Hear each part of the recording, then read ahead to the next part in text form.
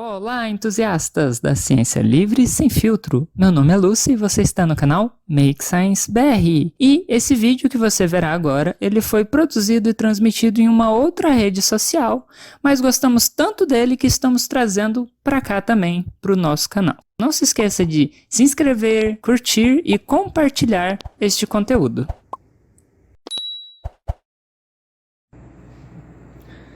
Bom dia, galera! Tudo bom? Estou eu aqui no Musa de novo, vou contar para vocês um pouquinho, né, de como eu vim parar. Não é como eu vim parar aqui, é um pouquinho da minha história aqui dentro, né, do Musa. Bom, tudo começou ano passado, em que em setembro eu comecei a ter vínculo com a instituição por meio da Lei Rouanet, que eles estavam com a Lei Rouanet aprovada para adquirir recursos privados, né, que garantia isenção de impostos para as empresas que doassem. E com isso eles iam fazer uma exposição de paleontologia e eu entrei nisso para ajudar na construção dessa coleção de paleontologia, dessa exposição. E nesse meio tempo eles tiveram um projeto aprovado na FAPEAM, que é o órgão de fomento aqui do estado do Amazonas, em que a gente ia trabalhar nesse projeto a construção do acervo, né, de paleontologia, arqueologia, geologia e tudo mais aqui do Musa, ou seja, começar a cientificizar a instituição. E aí nisso, então, agora eu estou como uma pós-doutora e trabalhando, então, responsável pelas coleções de paleontologia, geologia, mas como eu sou a única bióloga aqui com o doutorado, eu também estou com a da biologia, então é muita coleção e eu estou ficando louca.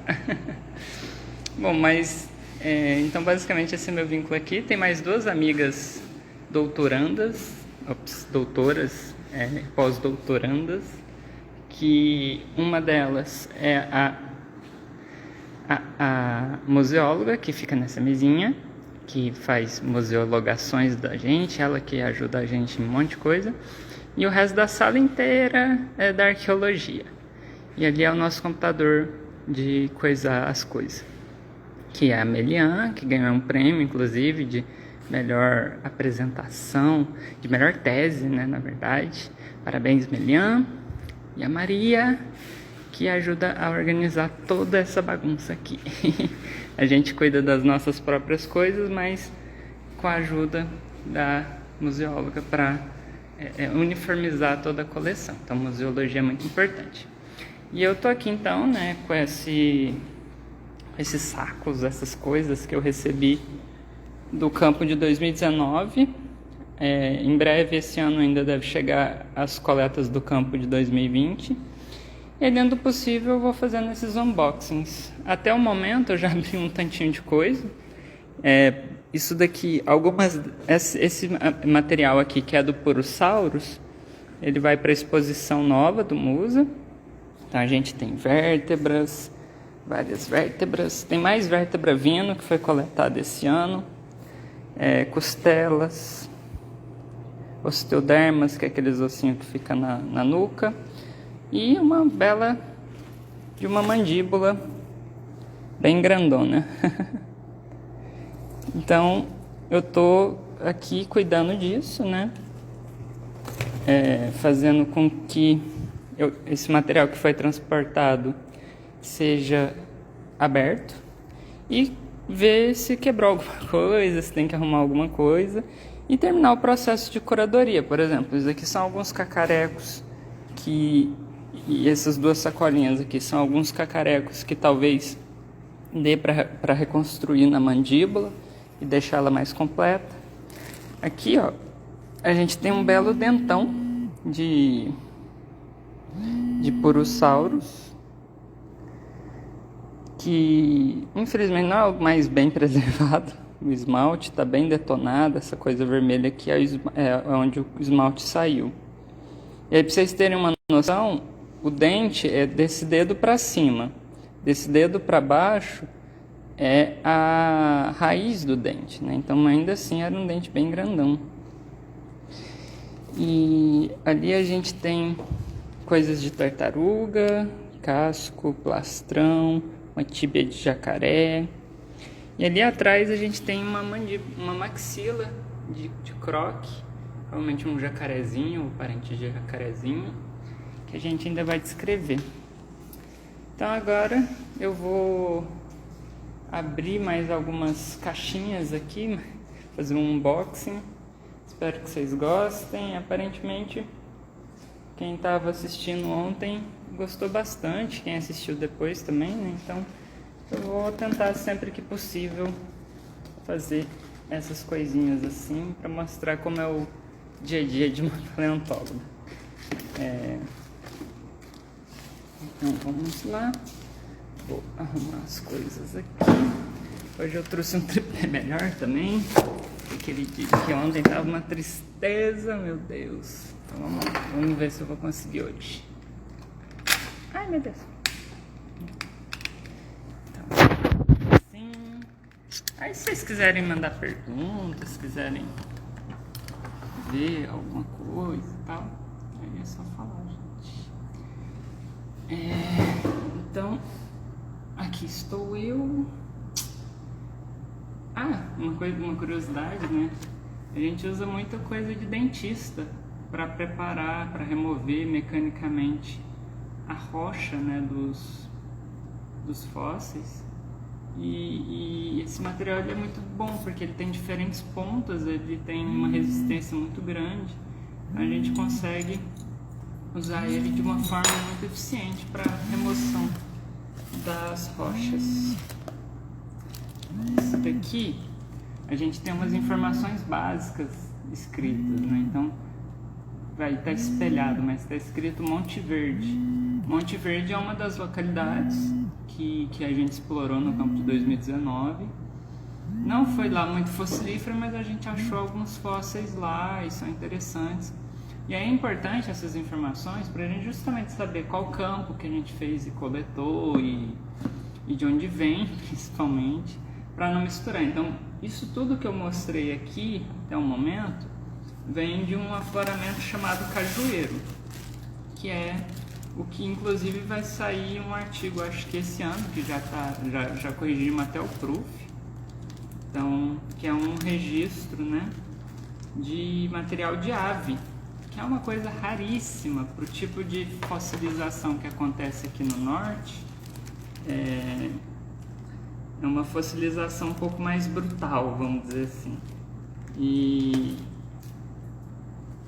aí, decorrente disso, coisas frágeis tendem a não se preservar tão bem. Mas a gente teve a sorte, né, de achar lá no Cajueiro esse afloramento, né, e aí a gente encontrou esse material fóssil lá, de uma qualidade muito boa e que traz informações ainda desconhecidas, né, até então desconhecidas, para a nossa diversidade de aves e para o conhecimento evolutivo desses animais. Então, em breve deve sair esse trabalhinho bem bacana. E aí eu divulgo, eu faço um vídeo, alguma coisa. Eu sou péssima com nós e eu sou muito desastrada, mas a gente vai tentando tirar esses nós bem feitos que está acontecendo. Então, primeira parte do unboxing. Então, note, esses materiais que eu estou abrindo primeiro, eles são, para quem não sabe, né, deixa eu recapitular uma coisa aqui. Quando eu entrei no Musa, né, que eu estava falando no começo dessa live, que eu entrei pela Lei Rouanet, né, para auxiliar na preparação da exposição e tal. Quando eu entrei no Musa, eu não vim direto para Manaus, eu fui trabalhar no Acre, em parceria com a UFAC. E lá no Acre que eu estava sediado, então, fazendo o estudo desses materiais coletados, preparando eles. Então, essa primeira leva de material que eu estou abrindo são os materiais fósseis que eu já preparei minimamente, vamos dizer assim. Ainda tem a etapa de passar o paraloide. Deixa eu mostrar para vocês o que é o paraloide.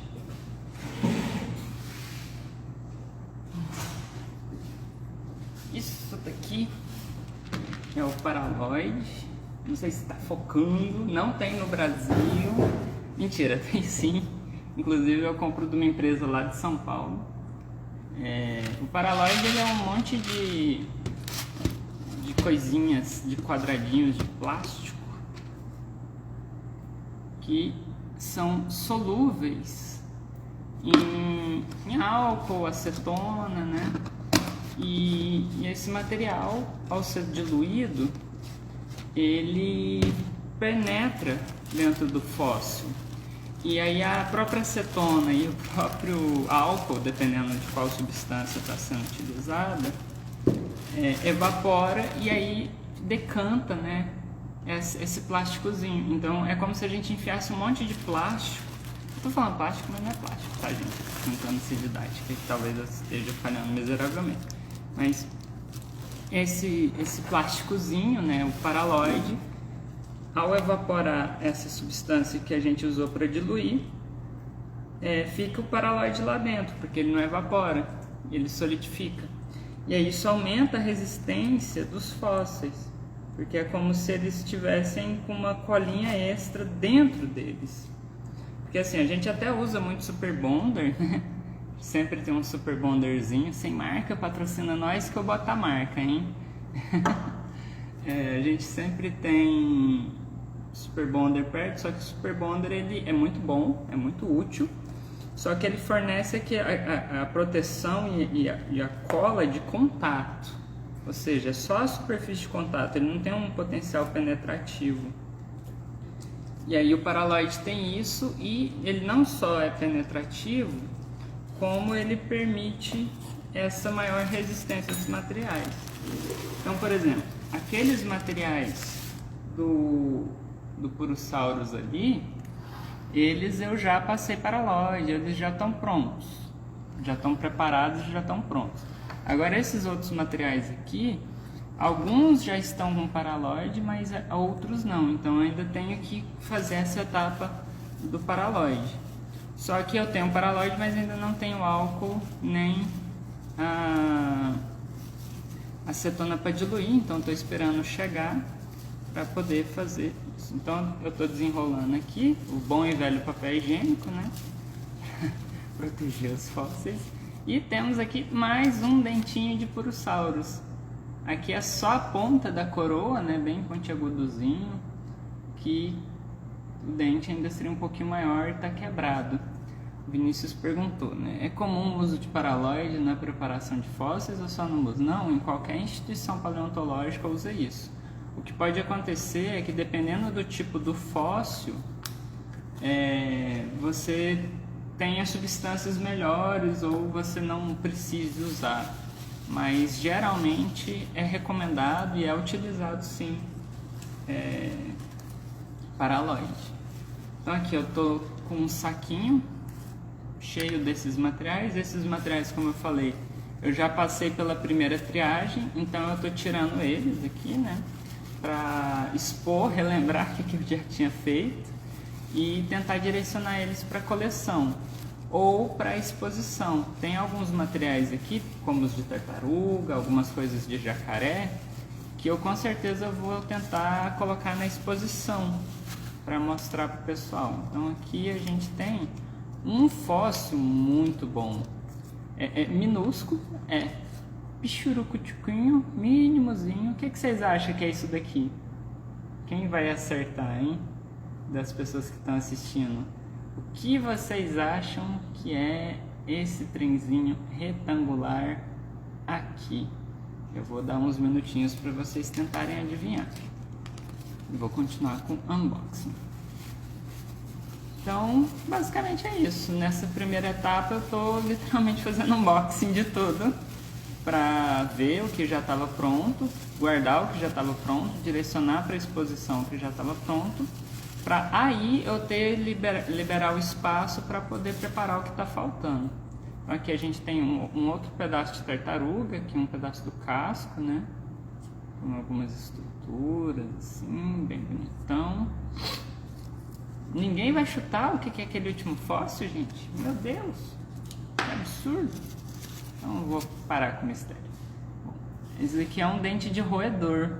E aí, apesar de parecer um fóssil michuruca, né? Dente de roedor é muito importante porque roedor, para as nossas bandas aqui, eu digo no Cenozoico e nesse tipo de rocha, nesse tipo de fossilização, dente de roedor é muito importante porque roedor é um ótimo indicador de idade indireta, né, de correlação de idades, porque geralmente eles têm uma distribuição ampla e geralmente eles no espaço e uma distribuição um pouco mais restrita no tempo, que são animais que têm uma velocidade evolutiva um pouquinho maior, e aí eles têm essas limitações temporais um pouquinho maiores também. E aí isso nos ajuda a entender a idade do afloramento sem fazer uma datação direta. Aumenta o nosso potencial de entendimento da idade do afloramento por meio desses fósseis. Outra coisa importante para fazer essas datações indiretas são pólens, são micro-organismos, tipo foraminíferos e tudo mais. Só que isso depende de localidade para localidade, do tipo de fossilização, se é marinho ou não. Ó, esse daqui é bem legal, que é um crânio de um gavial. Gavial é aquele grupinho que eu estudo e estou sempre falando, né? Que ocorre hoje em dia só uma espécie na Índia, mas tem vários fósseis deles aqui no Brasil. E eu estudei na minha dissertação, né? Então esse daqui parece um trem muito esquisito, mas ó, se vocês olham aqui estaria o cérebrozinho, ou pelo menos uma parte do cérebrozinho do animal. Ou tecidos moles associados ao cérebrozinho do animal. E aqui por cima, vocês estariam vendo as órbitas nessa região aqui, um pouquinho para frente. Então esses buracos aqui ainda não são os olhos do animal. Isso daqui são as fenestras supratemporais. Os crocodilianos, né, eles são de apsídeos, que tem duas aberturas após os olhos. Uma é em cima, que é a supratemporal, e outra de ladinho, que é a infratemporal. E aí essas fenestras, elas recebem ancoragem de músculo para estabilizar e abrir e fechar a mandíbula. E isso é muito grande nos gaviais, né? A fenestra seria algo assim, porque eles precisam de uma musculatura muito grande e possante para justamente estabilizar os focinhos compridos que eles possuíam, né? Então isso está diretamente associado. Embora existam algumas exceções, a maioria das espécies que tem um focinho comprido, elas têm fenestras mais amplas. E aí é legal que evolutivamente você tem uma forma diferente de fazer essa amplitude de fenestra para compensar o tamanho do focinho. Nos crocodilianos, que são essa linhagem dos animais viventes, eles expandem a fenestra lateralmente, né? Então igual o gavial, ela é ovoide, mas ó, para cá estaria o focinho e aqui é a nuca dele. Aqui já é a nuca dele. Então essa fenestra ela expande para cá, lateralmente. Enquanto existe um grupo que a gente ainda não sabe ao certo qual a posição evolutiva dele, que são os talatossuque, os metrorhiquidae, os dinossauridos a gente até sabe. Esses outros animais que estão fora dessa linhagem das espécies viventes, eles também têm focinhos compridos, eles também têm fenestras grandes, só que as fenestras grandes deles são para frente, então é anteroposterior. E isso são formas diferentes de executar funções parecidas. Vinícius, obrigado Vinícius, você já mandou 2 perguntas, né? O Vinícius perguntou se demorou muito tempo para você conseguir bater os olhos e reconhecer o que é cada fóssil. Demorou, e assim, eu me garanto com croque. Saiu de croque, aí eu tô igual vocês, tem que olhar com calma, pensar, refletir, olhar na literatura. Eu sou uma péssima unboxing que eu tô tirando os dentes tudo fora. E aí aqui, ó, outro dente de Purosaurus. E aí aqui é um dente bem posterior. Como é que eu sei? Os dentes posteriores, Ó, esse daqui é um dente mais anterior, ele é bem pontiagudo, bem comprimido. E o dente posterior, ele é ovalado, ó, e bem baixinho. Então, isso daqui para cima é o dente, daqui para baixo é a raiz desse dente. Esses dentes posteriores mais achatadinhos é o que possibilita os jacaré, né, os jacarés nossos, por exemplo, a comer coisas duras, como por exemplo quebrar osso ou até mesmo tartarugas. Porque esses dentes mais baixos e mais largos, eles têm uma resistência à quebra maior. E isso possibilita que eles deem essas mordidas nessas coisas mais duras sem ficar quebrando todos os dentes. Que é o que acontece geralmente com esses dentes mais comprimidos, mais finos, mas mais altos, né? Então, são literalmente opções de dentições para hábitos alimentares diferentes, só que isso tem na boca do mesmo animal. Então, os dentes da frente do purussauro são ótimos para arrancar pedaço de carne e os dentes posteriores são ótimos para amassar coisa dura. Isso daqui, amarelada, isso daqui é um resto de sedimento, ou melhor, né, um resto da rocha, que não vale a pena ser preparado porque tem risco de danificar o material. Mas em fósseis de mamífero,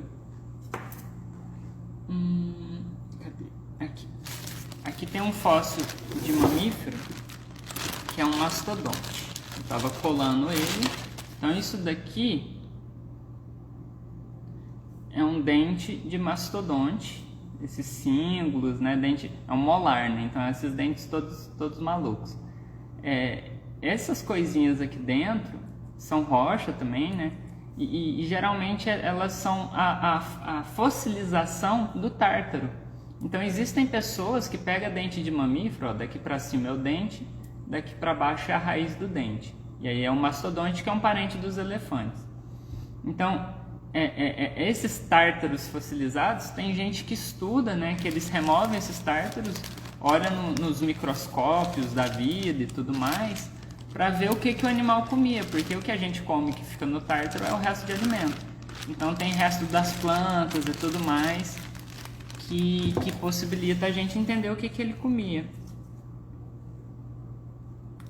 Isso daqui que eu acabei de coisar tem uma ornamentação bem bonitinha. Isso daqui pode ser coisa de peixe, pode ser... provavelmente é coisa de crânio de peixe, mas não bota minha mão no fogo, tá muito fragmentado, desculpa. O Ninhalu, desculpa se eu tô falando errado. Quais os caminhos para entrar na área da paleontologia? Você tem alguma dica? Poxa, a paleontologia você pode vir de qualquer lugar. Tem gente que é da letras, tem gente que é do direito, tem gente que é da geografia, tem gente que é de biologia, geologia. Assim, hoje em dia, o mais comum é biologia, biólogo, virar paleontólogo. Mas tem a galera da geologia, que geralmente também vira. Tem a galera da geografia. E, assim, o que faz você virar paleontólogo é sua pesquisa. Então, por exemplo, se você é do direito e quer ser paleontólogo, vai ser mais difícil, porque você não teve disciplinas básicas relacionadas à biologia, à evolução, à geologia. Mas se você quiser fazer um mestrado, você pode. Só que assim, então como eu falei, né, para você virar paleontólogo, você tem que começar a fazer pesquisa na área. Então, na graduação, você já pode começar a virar paleontólogo fazendo uma monografia. Então, por exemplo, se você é do direito e quer entrar na paleontologia, mas quer graduar em direito, você pode, por exemplo, fazer uma monografia relacionada às leis de tráfico de fósseis, igual o Vinícius falou. E aí depois, se você quer entrar para o lado evolutivo, você ou faz outra graduação, dependendo do seu ânimo e tempo, ou você já tenta um mestrado já com uma área evolutiva. E aí, obviamente, você vai ter que ser autodidata nos estudos de biologia ou tentar se complementar de alguma forma, puxando disciplina da biologia enquanto você está no direito. Essas coisas assim. E aí, o que forma um bom biólogo é realmente entender que a paleontologia ela é uma área multidisciplinar. Então, você tem que ter um conhecimento base muito bom de biologia, de geologia, mas também um pouco de matemática, né? Um pouco de química. São conhecimentos básicos que a gente vai construindo ao longo da nossa formação. Então, por exemplo, eu sou biólogo, eu tive uma disciplina muito mequetrefe de geologia, Então, o que eu tenho de geologia hoje em dia é graças a um colega que me ajudou a estudar bastante, que é geólogo, mas também aos estudos autodidatas que eu fiz. Uma coisa que eu acho que é importante também para qualquer cientista é filosofia, eu sempre defendo isso, então também estudo em filosofia. Mas então é isso, assim, qualquer área. O que você pode fazer é buscar na sua instituição ou em algum lugar algum paleontólogo para te ajudar nisso, para te orientar, para tentar ver o que são seus sonhos, seus objetivos e como que dá para trabalhar nisso para você virar paleontólogo. Claro que quando você vem de áreas fora da biologia, da geologia, você vai ter um pouco mais de dificuldade, até para passar no mestrado, porque a graduação relacionada à área, né, ela conta mais do que a graduação fora da área.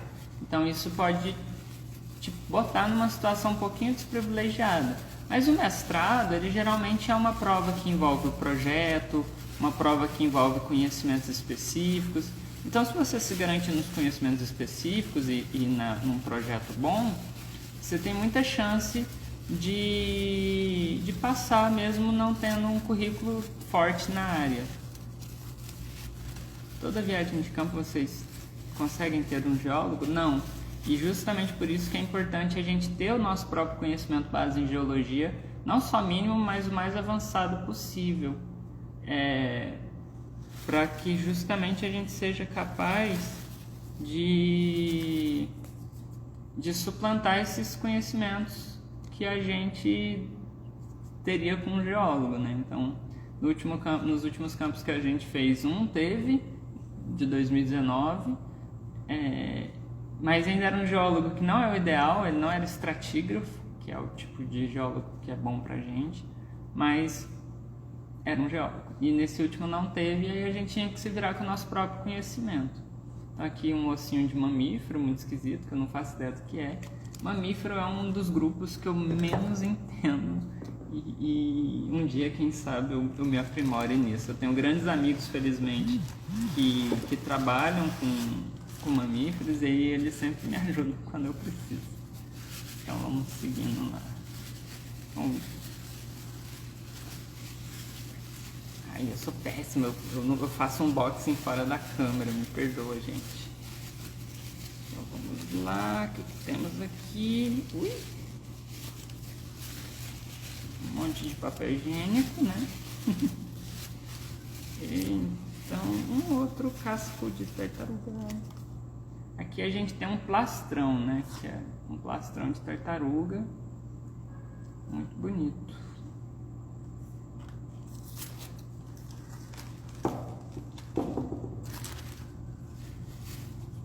Aí a gente tem fóssil de tudo que é tamanho, né? Como vocês podem ver o Purosaurus ali e os dentinhos que eu tô mostrando. Ó, esse daqui é piquitiquinho. Meu Deus, que coisa piquitiquinha. Já deixou alguma coisa cair, esfarelar no chão? Esfarelar, felizmente, não. Mas eu já quebrei fóssil, isso é um pedacinho de casca de tartaruga. Quebrar fóssil, infelizmente, é algo que acontece mais do que a gente gostaria.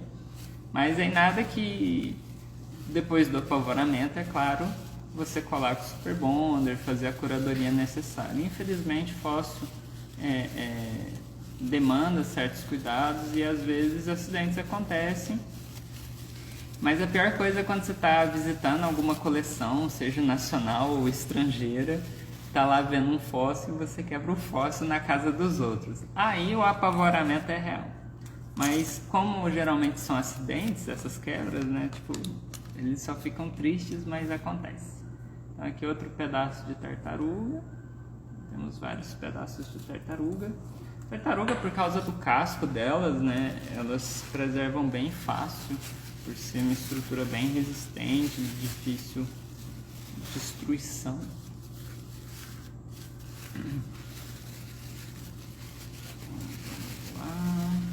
E eu fora da câmera de novo.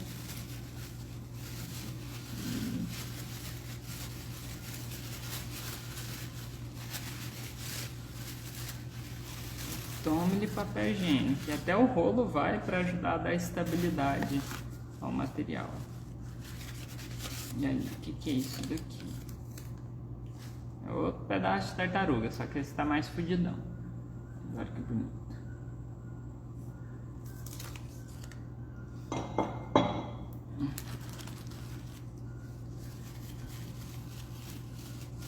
Será que...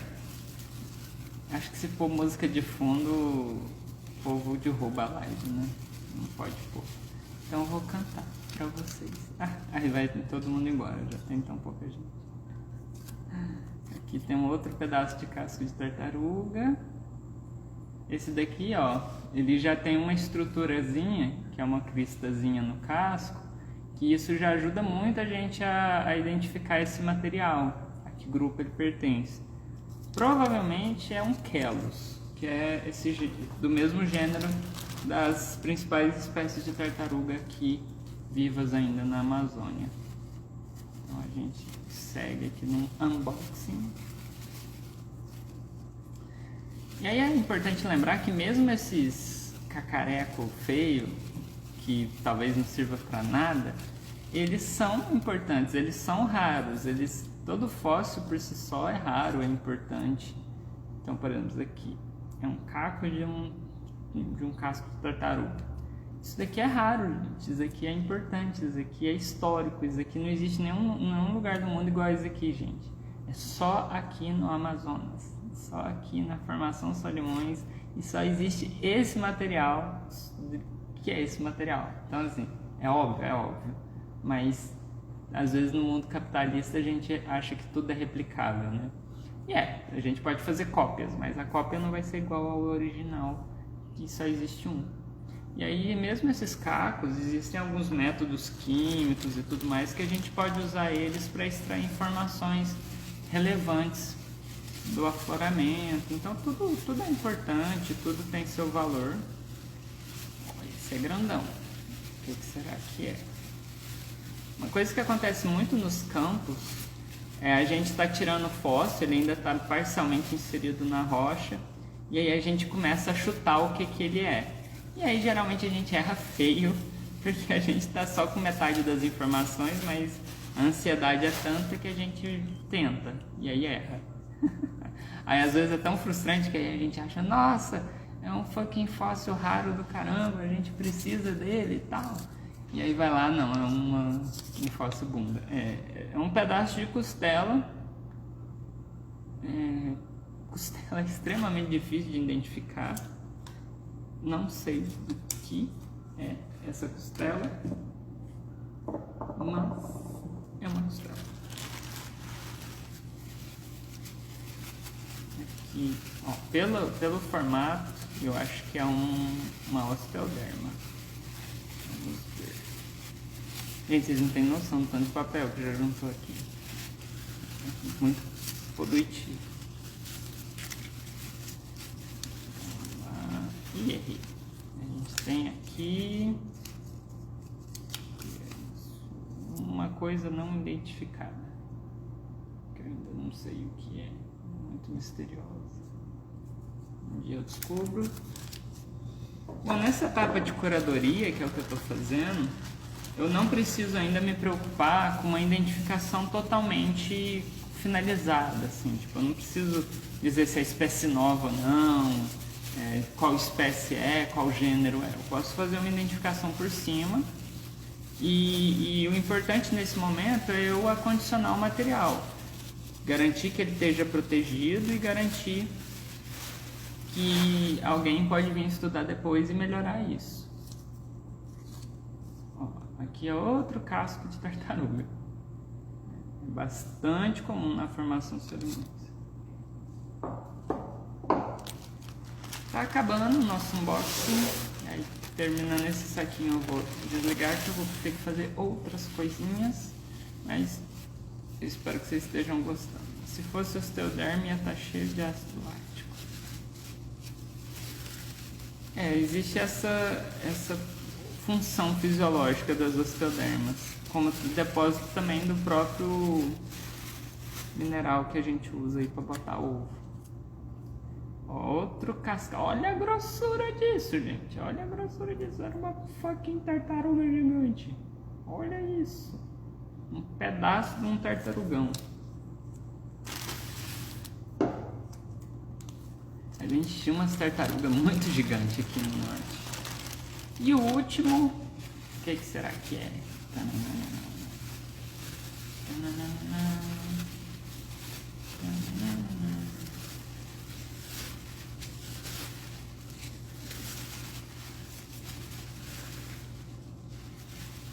Agora sim, uma osteoderma.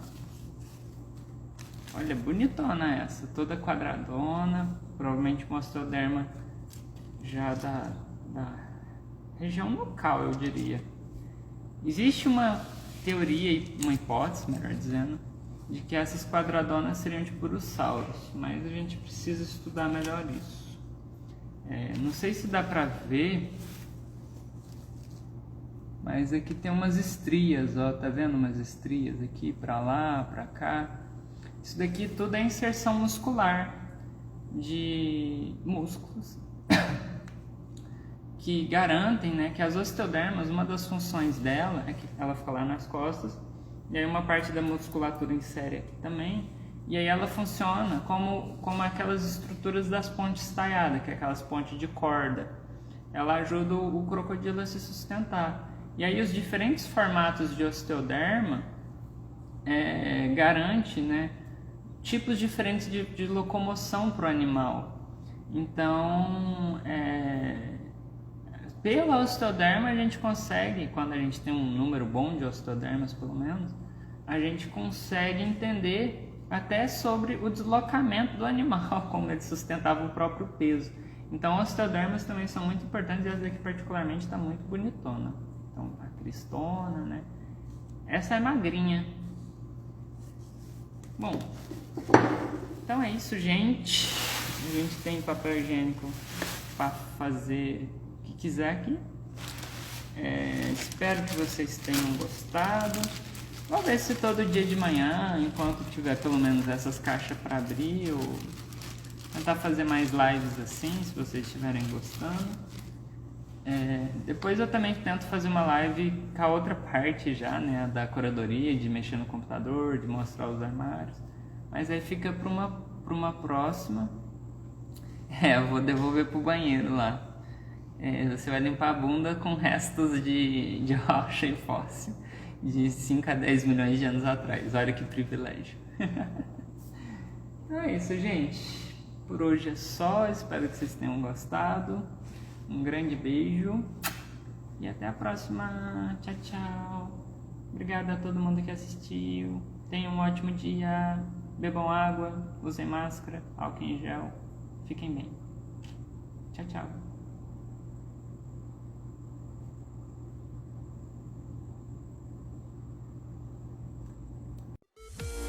Muito obrigada pela sua atenção. Não esquece o like, de compartilhar e de se inscrever no canal. Caso tenha condições, considere se tornar um padrinho do canal. Beijos!